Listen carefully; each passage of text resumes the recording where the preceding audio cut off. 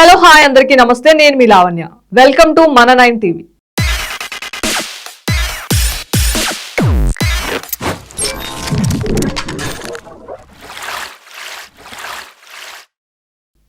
పాకిస్తాన్ మాజీ ప్రధాని ఇమ్రాన్ ఖాన్ రోజు రోజుకు మరిన్ని చిక్కుల్లో పడుతున్నారు. ఇప్పటికే ఎన్నో కేసుల్లో ఆయనను కోర్టులు దోషిగా తేల్చాయి. ఈ క్రమంలోనే ఇమ్రాన్ ఖాన్ కు ఉరిశిక్ష తప్పదా? అసలు ఆయనపై నమోదైన తీవ్రమైన నేరాలేంటి?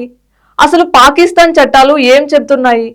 సైన్యాన్ని ఎదిరించిన నేతలు పాక్ లో బతికి బట్టకట్టిన దాఖలాలు ఉన్నాయా? అసలు పాకిస్తాన్ ఎన్నికల ముందు అక్కడ ఏం జరుగుతుందనే సందేహాలు మొదలవుతున్నాయి. వివిధ కేసుల్లో ఆయనకు కోర్టులు ఇప్పటికే 35 ఏళ్లకు పైగా శిక్షలు విధించాయి. మొత్తం 150కి పైగా కేసులు ఇమ్రాన్ ఖాన్ పై నమోదై ఉన్నాయి. ఇందులో చాలా తీవ్రమైన నేరాలు కూడా ఉన్నాయి. ఈ నేపథ్యంలోనే ఆయనకు ఉరిశిక్ష పడే అవకాశాలు ఉన్నాయని పాక్ చట్టాలను ఆర్థిక రాజకీయ సంక్షోభంతో ఇప్పటికే కొట్టుమిట్టాడుతున్న పాకిస్తాన్ అక్కడి ఎన్నికల ముందు ఉగ్రవాద దాడులు, ఏర్పాటువాద ఉద్యమాలతో దాయాది దేశం ఉక్కిరిబిక్కిరవుతోంది. మరోవైపు ఇమ్రాన్ ఖాన్ పార్టీ పాకిస్తాన్ తెహ్రీక్ ఈ ఇన్సాఫ్ కు ఎన్నికలకు కొద్ది రోజుల ముందే బిగ్ షాక్ తగిలింది. ఆ పార్టీ ఎన్నికల గుర్తును కూడా కోల్పోయింది. ఇక వివిధ కేసుల్లో కలిపి ఇప్పటికే ఇమ్రాన్ ఖాన్ కు 34 ఏళ్ల జైలు శిక్షను అక్కడి కోర్టులు విధించాయి. గతంలో పాక్ ప్రధానిగా పనిచేసిన జుల్ఫికర్ అలీ భుట్టోను అక్కడి సైన్యం ఉరితీసింది. హుస్సేన్ సాహిద్ సుహ్రవర్ది మిలిటరీ రూలర్ ఆయూబ్ ఖాన్ కి ఎదురు తిరిగినందుకు ఆయనను అరెస్ట్ చేశారు. ఇప్పుడు ఇమ్రాన్ ఖాన్ కూడా అదే పరిస్థితిలో ఉన్నాడని పాక్ వర్గాలు చెప్పుకుంటున్నాయి. మరోవైపు గతేడాది మే నెలలో ఆల్ ఖరీద్ ట్రస్ట్ అవినీతి కేసులో ఇమ్రాన్ ఖాన్ అరెస్ట్ అయ్యారు.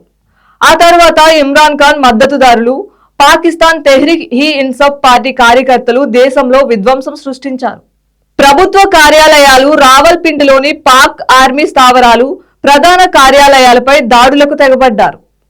ఈ ఘటనల్లో ఇమ్రాన్ ఖాన్ సహా 100 మందిపై ఉగ్రవాద చట్టాల కింద కేసులు నమోదయ్యాయి.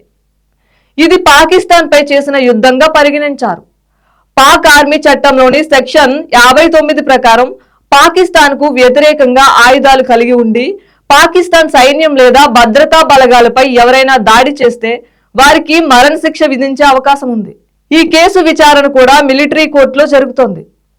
అయితే ప్రస్తుతం మిలిటరీ కోర్టు తీర్పును ప్రకటించకుండా పాకిస్తాన్ సుప్రీంకోర్టు నిషేధం విధించింది. 2023 మే 9న జరిగిన హింసలో ప్రధాన సూత్రధారిగా ఇమ్రాన్ ఖాన్ అభియోగాలు ఎదుర్కొంటున్నారు. ప్రత్యక్ష సాక్షులు చెప్పిన వివరాల ప్రకారం దాడులు చేసేందుకు తన అనుచరులను ఇమ్రాన్ ఖాన్ ఉసిగొల్పారు. ఈ ఆరోపణలను ఇమ్రాన్ ఖాన్ తీవ్రంగా ఖండించారు. తనపై కుట్ర చేస్తున్నారని, అప్పుడు లండన్లోని ఉన్న మాజీ ప్రధాని నవాజ్ షరీఫ్ పాక్ ఆర్మీ కలిసి తనకు అంతం చేసేందుకు ప్రయత్నించాయని ఇమ్రాన్ ఖాన్ సంచలన ఆరోపణలు చేశారు. నవాజ్ షరీఫ్ ను తిరిగి అధికారంలోకి తీసుకొచ్చేందుకు పాక్ సైన్యం డీల్ కుదుర్చుకుందని ఆరోపించారు. ఇక ఇమ్రాన్ ఖాన్ పీటీఐ పార్టీ గుర్తు అయిన క్రికెట్ బ్యాట్ను పాక్ ఎన్నికల సంఘం రద్దు చేసింది. ఇచ్చిన సమయంలో పార్టీలో అంతర్గత ఎన్నికలు నిర్వహించని కారణంగా పీటీఐ గుర్తును తొలగించినట్లు తెలిపింది. మరోవైపు పీటీఐ ప్రధాన కార్యాలయాన్ని కూడా పాక్ ప్రభుత్వం స్వాధీనం చేసుకుంది. ఇమ్రాన్ ఖాన్ ఓటు వేయడానికి అనర్హుడని స్వయంగా తనకు తానే ప్రకటించుకున్నారు.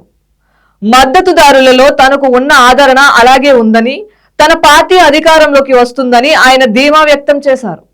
ఇమ్రాన్ ఖాన్ ప్రస్తుతం జైల్లో ఉండడం, ఆయన పార్టీ పీటీఐ కూటమిగా పోటీ చేయకుండా నిషేధం విధించినందున నవాజ్ షరీఫ్ పార్టీ అయిన పాకిస్తాన్ ముస్లిం లీగ్ నవాజ్ అత్యధిక స్థానాలు గెలుచుకునే అవకాశం ఉందని పాక్ రాజకీయ విశ్లేషకులు అభిప్రాయం వ్యక్తం చేస్తున్నారు.